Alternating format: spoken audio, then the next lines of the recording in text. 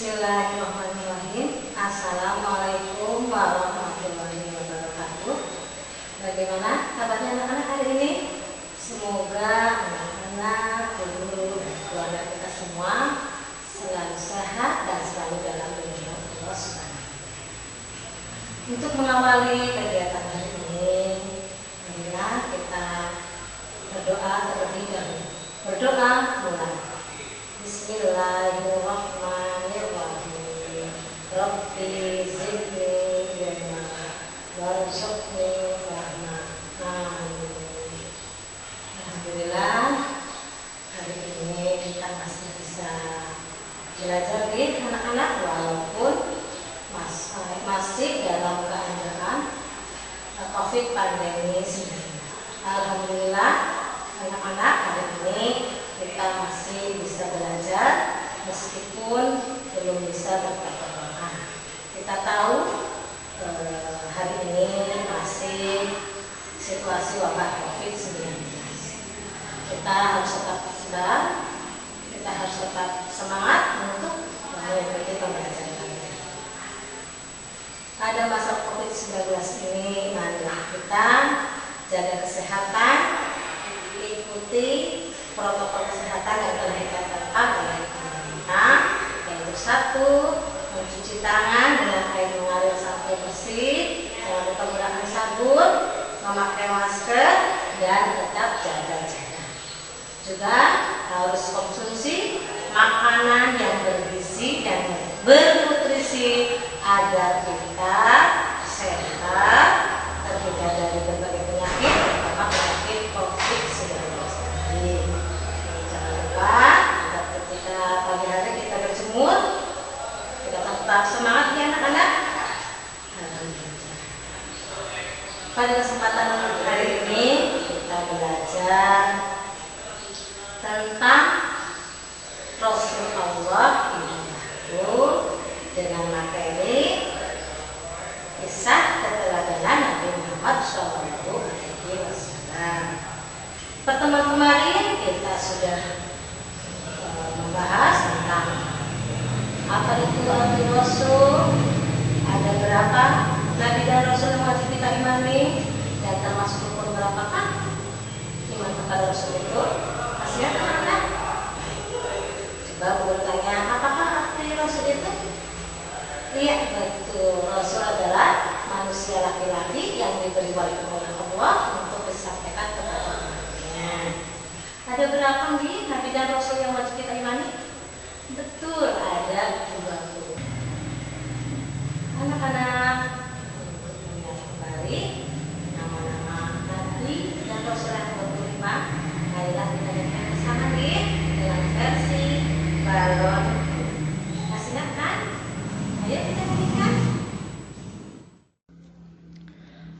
Adam, Idris, Nuh, dan Hud, Saleh, Ibrahim, dan Lut, Ismail, Ishak, Yakub, Yusuf, Ayub, dan Syuaib, Musa, Harun, Zulkifli, Daud, Sulaiman, Ilyas, Ilyasa, Yunus, Zakaria, Yahya, Isa, akhirnya Muhammad.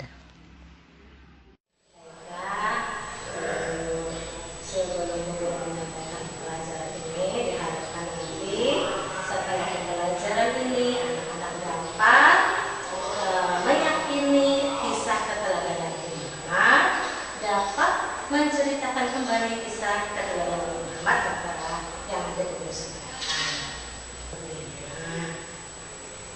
Iman kepada Rasul merupakan rukun iman yang ke-4.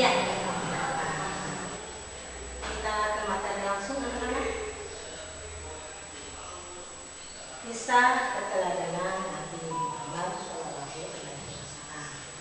Nabi Muhammad lahir di kota Mekah, tepatnya pada hari Senin tanggal 12 Rabiul Awal tahun Hijrah atau 20 April 500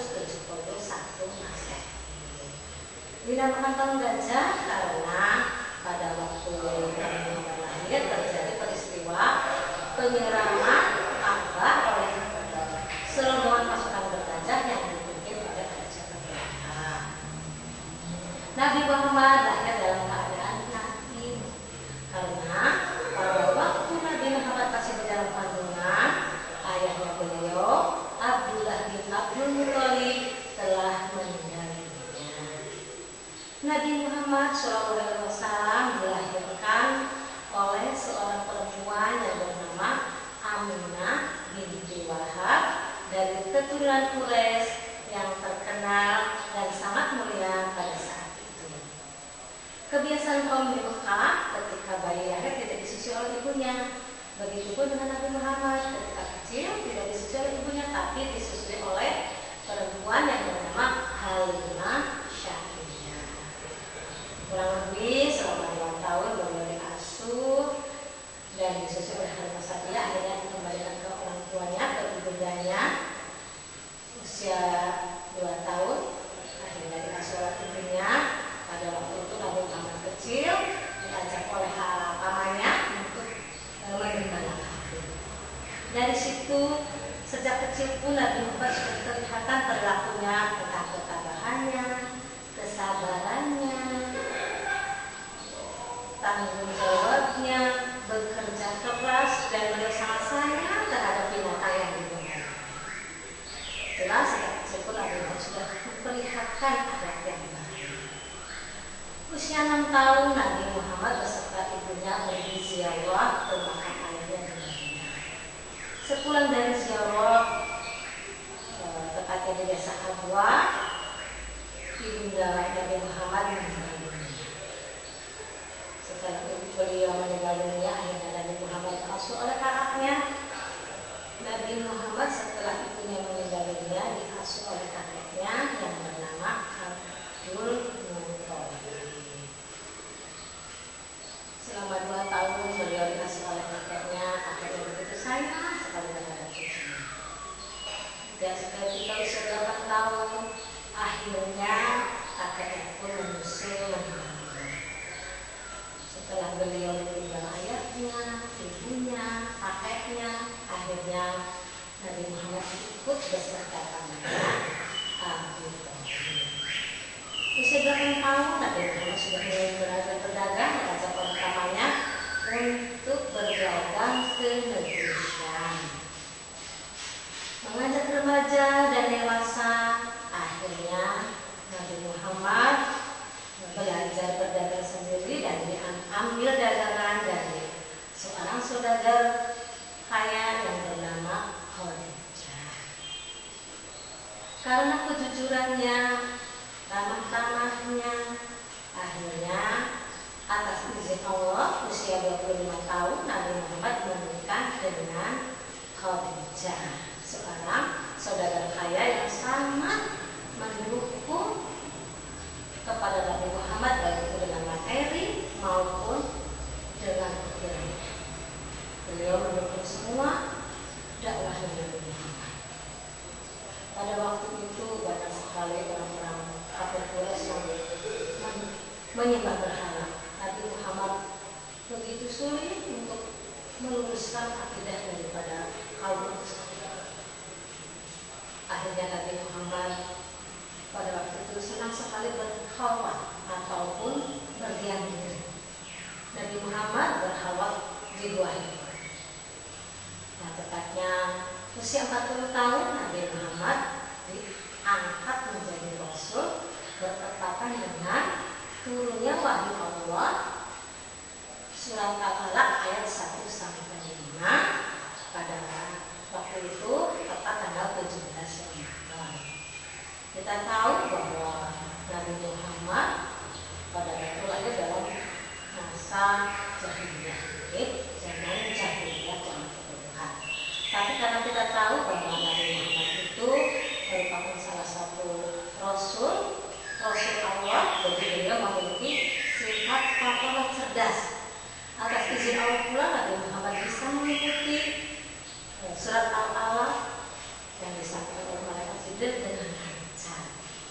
Itulah kecerdasan Nabi Muhammad. Dalam waktu yang singkat beliau bisa mengikuti bacaan Al-Alaq ayat 1-5. itu anak-anak marilah kita bersama-sama untuk mendengarkan sambil menirukan surat Al-Alaq ayat 1 sampai 5. Bismillahirrahmanirrahim. Iqra bismi rabbikal ladzi khalaq. Khalaqal insana min 'alaq. Iqra wa rabbukal akram. Allazi 'allama bil qalam. 'Allamal insana ma lam ya'lam. Alhamdulillah, anak-anak setelah Nabi Muhammad beliau menjadi rasul, beliau dapat julukan gelar Al-Amin, artinya dapat percaya. Itulah kisah Nabi Muhammad. Sekarang kita bisa ambil daripada perilaku Nabi Muhammad, kita bisa meneladani perilaku Nabi Muhammad. Di antaranya itu 1, tabah, sabar, jujur, pekerja keras, sayang binatang, juga tamat sayang terhadap anak yatim piatu. Beliau hormat terhadap semua orang. Bagaimana implementasinya kepada anak-anak semua? Iya, untuk situasi seperti ini kita harus sabar dan tabah.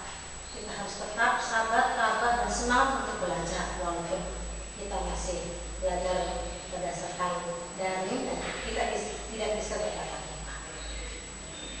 Kita harus jujur, melatih jujur dimanapun dan apapun. Ketika ulangan daring, kita harus jujur, tidak boleh mengontek. Walaupun tidak berguru, tidak ada siapa-siapa.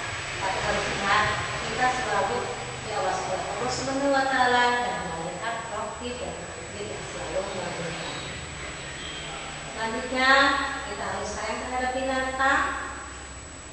Semua anak-anak semua pasti punya hewan peliharaan di rumah, kita kasih makan, kita kasih tempat tinggal, begitu dengan tanaman.